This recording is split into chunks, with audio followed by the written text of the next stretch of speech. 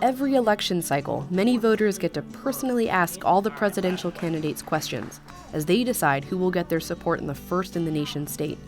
But each election cycle, the rest of the country asks Iowa its own pertinent question: why are you so special? Other questions follow, like, why does a small Midwestern state with demographics that don't resemble the rest of the country get to set the pace for the electorate? Iowa's record for picking Democratic winners is decent, but it's much less so for the GOP. Since 1976, only 2 who won the state went on to win the nomination.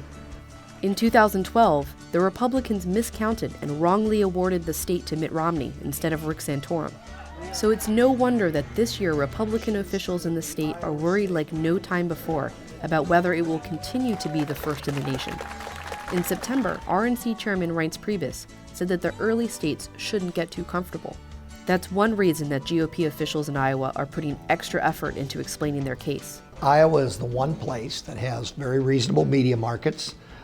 Any candidate, regardless of their bankroll, can visit every single corner. If we're really serious as a country that anybody can become president of the United States, you can't start in California. You can't start in Texas. You have to start in a state like Iowa. The Democrats are also touting Iowa's uniqueness. This is not a passive thing we do. We take it very seriously. And I think people underestimate the amount of work people put in and energy people put in into doing this. They'll go and see different candidates, sometimes 1 and 2 and 3 times.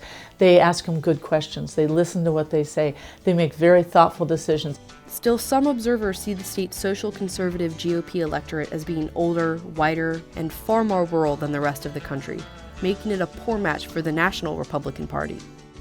Adding to the state's jitters is the fact that the Iowa straw poll was canceled this year after most candidates showed little interest. It was seen to have lost a lot of credibility after Michelle Bachmann, a more or less fringe candidate, won in 2012.